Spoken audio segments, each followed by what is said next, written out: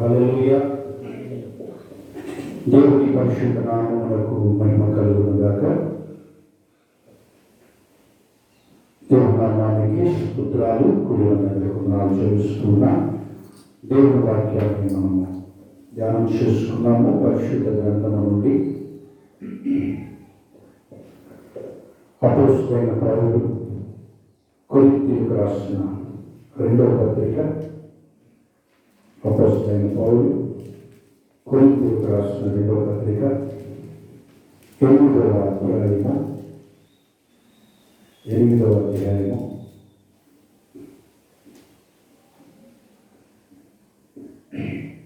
7వ వచనాన్ని చదువుకున్నాం. మీరు ప్రతి విషయములో అనగా విశ్వాసమందు, ఉపదేశమందును, జ్ఞానమందును, సమస్త జాగ్రత్తలను మీకు మాయలను ఉన్న ప్రేమయందును ఎలాగో అభివృద్ధి పొందుతున్నారో అలాగే మీరు ఈ కృపలను కూడా అభివృద్ధి పొందుతున్నారని చూసుకోండి. చిన్న ప్రార్థన చేద్దాం. ప్రేమ కలిగిన తండ్రి, కృప కలిగిన రక్షక, నీకు స్తోత్రాలు. చదువుబడిన వాక్య భాగం దీవించండి. ఈ వాక్యములోని ఆత్మీయ సత్యాలు మేము నేర్చుకోవడానికి కృప దయచేయండి. పరిశుద్ధాత్మదేవ, ఈ నోటి బోరగా నన్ను వాడుకున్నది. ఈ శబ్దంతము ద్వారా వింటున్న ప్రతి బిడ్డను, చేరి వచ్చిన బిడ్డలను దీవించండి. మీరు మహిమ పొందాలి. యేసు నామమున ప్రార్థిస్తున్నాము తండ్రి, ఆమేన్. దేవుని నామానికి స్తోత్రాలు. చివరి మాట మరోసారి చదువుతాము. మీరు ఈ కృపయందు కూడా అభివృద్ధి పొందుతున్నట్లు చూసుకోండి. కృపలో అభివృద్ధి పొందుట, ఇది మన వాక్యాంశం ఏంటంటే కృపలో అభివృద్ధి పొందుట. కృపలో అభివృద్ధి పొందుట. కృపలో అభివృద్ధి పొందడం అంటే అందరికీ ఇష్టమే. ఎవరికైనా ఇష్టం లేని ఉన్నారా? లేదు. అందరికీ కృపలో అభివృద్ధి చెందాలి అనేది, కృపలో ఉండాలి అనేది, కృప కలిగి ఉండాలి అనేది అందరికీ ఉంటుంది. కానీ కృపలో అభివృద్ధి పొందడం అనేది ఇక్కడ పౌలు గారు కొరింథీ సంఘానికి తెలియజేస్తూ అంటున్నారు. కృపలో అభివృద్ధి చెందడం. అసలు కృపలో అంటే ఏంటి? దేవునికి కృపను గురించి మాట్లాడుతున్నాడు అని చూస్తే మొదటి వచనం చూడండి. మొదటి వచనము, సహోదరులారా, మాసిదోనియా సంఘమునకు అనుగ్రహింపబడి ఉన్న దేవుని కృపను గురించి మీకు తెలియజేయచ్చు ఉన్నాను. మాసిదోనియా సంఘానికి దేవుడు కృపనిచ్చాడంట. దేవునికి స్తోత్రం. హల్లెలూయా. ఏం చేయడు? దేవుడు సంఘానికి కృపనిచ్చాడు. ఏ సంఘానికి? మాసిదోనియా సంఘానికి కృపనిచ్చాడంట. మాసిదోనియా సంఘానికి దేవుడు కలుగచేసిన కృప, దేవుడు అనుగ్రహించిన కృప, దేవుడు దయచేసిన కృప. ఏమిటి ఆ కృప? మాసిదోనియా సంఘానికి దేవుడు అనుగ్రహించిన కృప ఏంటి? రెండవ వచనం చూడండి. ఏలయనగా వారు బహు శ్రమలను పరీక్షింపబడగా అత్యధికముగా సంతోషించిరి, మరియు వారు నిరుపేదలైనను వారి దాతృత్వము బహుగా విస్తరించెను. ఈ కృప విషయములోను పరిశుద్ధుల కొరకైన పరిచర్యలో పాలు పొందు విషయములోను మనపూర్వకముగా మమ్మల్ని వేడుకొనుచు వారు తమ సామర్థ్యం కొలది కాక సామర్థ్యం కంటే ఎక్కువగా తమంతటా తానే ఇచ్చినని మీకు సాక్ష్యం ఇచ్చుచూ ఉన్నాము. దేవునికి స్తోత్రం. హల్లెలూయా. మాసిదోనియా సంఘానికి దేవుడు కృపించాడట. ఏమిటి ఆ కృప అంటే ఇక్కడ 3వ వచనంలో ఉంటాడు. ఈ కృప విషయములో ఏ కృప? ఏ కృప? ఇక్కడ మనం ఈ భాగాల్లో 3 సార్లు కృపను గురించి చూస్తాం.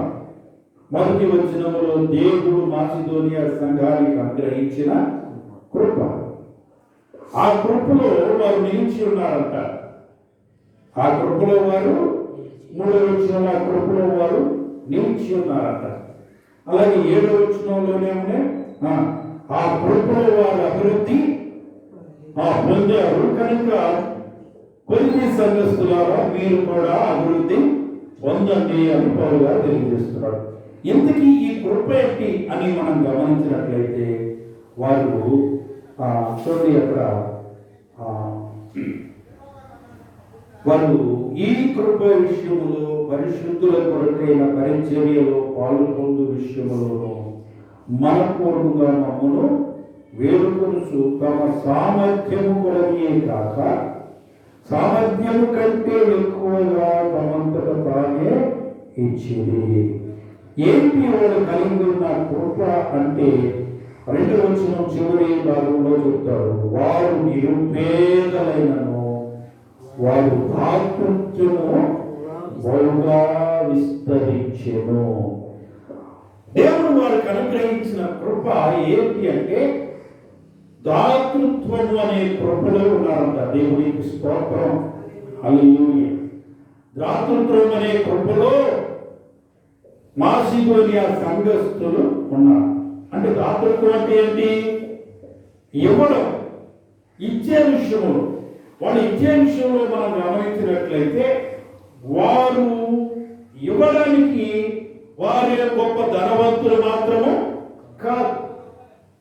ఇక్కడ మనకు 3 విషయాలలో వారు కృపలో వర్ధిల్లినట్లుగా మనకు కనపడుతుంది.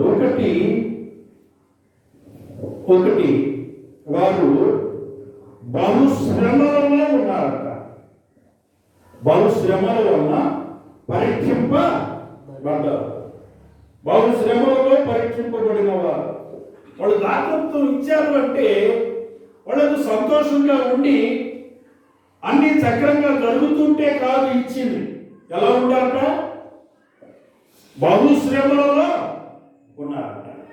రెండవది వారు శ్రమలలో సంతోషించారంట.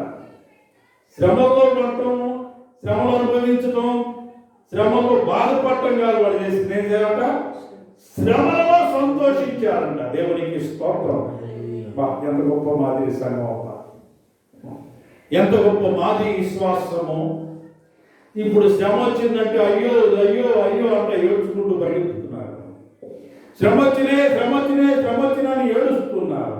దేవా మేమెంతో నమ్మకంగా ఉంటాము, మేమెంతో బాగా చేస్తున్నాము, మేము అయ్యిస్తున్నాం ఇస్తున్నాం, ఎందుకు నాకు ఈ శ్రమ అని ఏడుస్తున్నారు. కానీ వారంతా ఏం చేశారంట? శ్రమల ఎంతో ఆనందించారంట. ఎంత గొప్ప శ్రమలలో ఆనందించారు. వారు బహుశ్రమలలో పరీక్షింపబడ్డారు. శ్రమలలో వారు ఆనందించారు. 3వ విషయం చూస్తే వారు పేదరికంలో ఉన్నారంట. ఎవరు ఉన్నారంట? పేదరికంలో ఉన్నారు. వీళ్ళు దాతృత్వము, వీళ్ళు ధారాళంగా ఇవ్వడంలో గమనిస్తే మనకు ఈ ఎంత గొప్ప మాదిరి ఈ సంఘం మనకు చూపిస్తుందో మనం గమనించాలి. వారి ఆస్తిపరులు అయి ఇవ్వలేదు, వాళ్ళు పేదవాళ్ళు అయి ఉన్నారు. వారు సంతోషంగా ఉండి ఇవ్వలేదు, వారు దుఃఖంలో శ్రమలలో ఉన్నారు. శ్రమలో వారు కుంగిపోయిన వారు కాదు, శ్రమలోనే సంతోషించిన వారై ఉన్నారు. అలాంటి పరిస్థితుల్లో వారు ధారాళంగా ఎలాగిచ్చారట? వారి శక్తికి మించి ఇచ్చారట. దేవునికి స్తోత్రం. శక్తి కొలది ఇవ్వడం కాదు అసలు. ఇవాళ శక్తి కొలది కాదు, ఇవ్వవలసింది కూడా ఇవ్వటలా కదా, ఇవ్వాల్సింది కూడా ఇవ్వటలా. దేవుడు ఏం చెప్పాడు? ప్రథమ ఫలమును దశమ భాగమును ప్రతిష్ఠిత అర్పణలు నావి, అవి నాకు ఇవ్వండి అని చెప్పాడు. అవి నావి అన్నాడు ఆయన. మీ అల్లా ఏమి? ప్రథమ ఫలం నాది, ప్రతిష్టార్పణ నాది, దశమ భాగము నాది. నాదన్న తర్వాత ఎవరికి ఇవ్వాలా? నాదన్నాక నాకే ఇవ్వాలి కదా. నాకు ఇవ్వకుండా నువ్వు తింటే ఊరుకుంటా? నీదన్నా వస్తువు ఏదైనా నేను తీసుకుని ఊరుకుంటావా? ఊరుకోవు కదా. మరి దేవుడు ఏం చెప్పాడు? ఇది నాది అన్నాడు కాబట్టి ఆయనది ఆయనకి. ప్రభు అంటాడు కైసరుది కైసరునకు, దేవునిది దేవునికి ఇవ్వండి అంటాడు. దేవుని దేవునికి ఇవ్వాలి. దేవుని ఏంటిది? ప్రథమ ఫలం ఆయనది, ప్రతిష్ఠితార్పణ ఆయనది, దశమ భాగము ఆయనది. అలాగే మన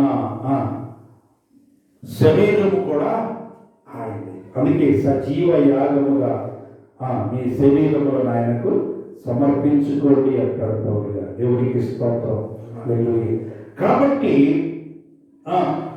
వీరు శక్తికి మించిచ్చారట. కానీ ఇవాళ ఆయనకి ఇచ్చేవాళ్ళు ఎక్కువైపోయారు. ఆయనకి ఇవ్వటం లేదు. కానీ మాసిదోనియా సంఘాన్ని మనం గమనిస్తే వీరు మనం ఎంత శ్రేష్ఠులో, ఎంత మాదిరిగా మనకున్నారో కనబడుతుంది. వారు శక్తికి మించి ఇచ్చారు. ఎలాంటి పరిస్థితుల్లో? వారి శ్రమలలో ఉండి, పేదరికములో ఉండి వారు ధారాళంగా ఇచ్చారట. అలాగే రెండో విషయాన్ని మనం గమనిస్తే వారు పరిచర్య కొరకు, పరిచర్యలో పాలు పొందాలని ఆశించారట. దేవునికి స్తోత్రం. ఒకటి, వారు శ్రమలలో లేమిడిలో ధారాళంగా ఇచ్చారు. రెండవ కృప ఏంటంటే వారు పరిచర్యలో పాలు పొందాలని ఆశించారట. మనస్ఫూర్తిగా ఇచ్చారంట. ఏదో బలవంతంగా కాదంట. ఎలా ఇచ్చారంట? మనస్ఫూర్తిగా. ఏం ఇచ్చారు? మనస్ఫూర్తిగా తమను తామే సమర్పించుకున్నారట. దేవునికి స్తోత్రం. మనస్ఫూర్తిగా తమను తామే సమర్పించుకున్నారు. ఈ కృపలో, ఏ కృపలో? పరిచర్య చేసే కృపలో పరిచర్య చేయడానికి తమను తామే దేవునికి, దైవజనునికి సమర్పించుకున్నారంట. దేవునికి స్తోత్రం. హల్లెలూయా. ఎంత గొప్ప సంగతి, ఎంత గొప్ప సంగతి. వారు ఇచ్చే విషయంలో మాదిరిగా ఉన్నారు, అలాగే సమర్పించుకునే విషయంలో కూడా మాదిరిగా ఉన్నారు. ఇచ్చే కృపలో నిలిచి ఉన్నారు, ఇచ్చే కృపలో వర్తిల్లారు. అలాగే తమ్మును తాము సమర్పించుకునే, పరిచర్యకు సమర్పించుకునే విషయంలో కూడా వారు వర్తిల్లారు. దేవునికి స్తోత్రం. ఆ పరిచర్య కొరకంట, ఆ పరిచర్యలో పాలు పొందడం కొరకంట వారు ఏం చేశారంట? దైవజనులను బ్రతిమాలుకున్నారంట. చూడండి ఎంత గొప్ప సంగతి.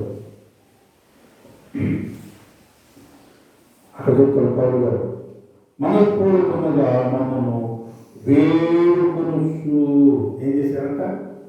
వేడుకున్నారంట. అయ్యా మేము కూడా వస్తామయ్యా. బాగా సంగతి. పాస్టర్ గారు నేను కూడా వస్తానయ్యా, నువ్వు వెళ్ళే దగ్గరికి ఆ పరిచర్యకి నేను కూడా వస్తానయ్యా, ఆ సువార్తకు నేను కూడా వస్తానయ్యా, పరిచర్య చేయడానికి నేను కూడా వస్తానయ్యా, వాక్యం చేయడానికి నేను కూడా వస్తానయ్యా, సాక్ష్యం చేయడానికి నేను కూడా వస్తానయ్యా అని ఏం చేశారట? వారు బ్రతిమాలుకున్నారట.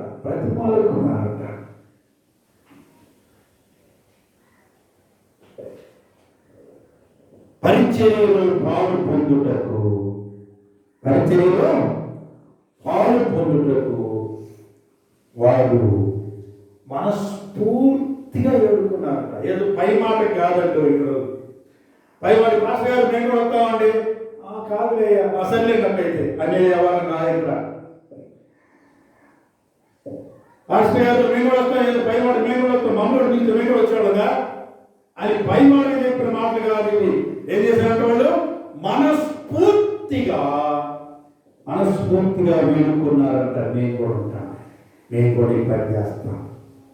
పాస్టర్ గారు ఏం పని చేయమంటారు? మమ్మల్ని ఏం చేయమంటారు? ఎలా ఉండాలి? ఈ పని నాకు అప్పు చెప్పండి, నేను చేస్తాను. అక్కడ నేను వెళ్ళొస్తానండి, ఆ వస్తువు నేను చేస్తానండి కదా. ఎంత గొప్ప మాదిరి కృపలో నిలిచున్నారంట. దేవునికి స్తోత్రం. ఏ కృప?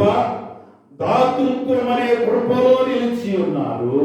పరిచర్య కొరకు సమర్పించుకునే విషయంలో కృపలో నిలిచి ఉన్నారు. ఈ కృపలో హల్లెలూయా, ఈ కృపలో నిలిచి ఉన్నారంట.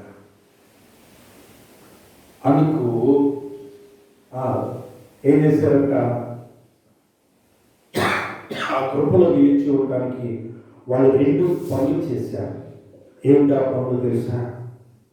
5వ వచనంలో అంటాడు, ఇదియుగాక మొదట ప్రభువును దేవుని చిత్తము వలన మాకును తమ్మును తామే అప్పగించుకొని. దేవునికి స్తోత్రం. హల్లెలూయా. ఏం చేశారంట? ఆ కృపలో నిలిచి ఉండటం కోసం 2 పనులు చేశారంట. ఏమిటా పనులు? ఒకటి, మొదట ప్రభుకు సమర్పించుకున్నారంట. హల్లెలూయా. నిజంగా నీవు దేవునికి సమర్పించుకొని ఉంటే ఏం చేస్తావో తెలుసా?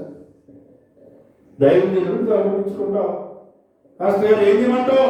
ఎక్కడికి వెళ్ళమంటావు? ఏం చేయమంటావు? నేను కూడా వస్తా. సమర్పించు.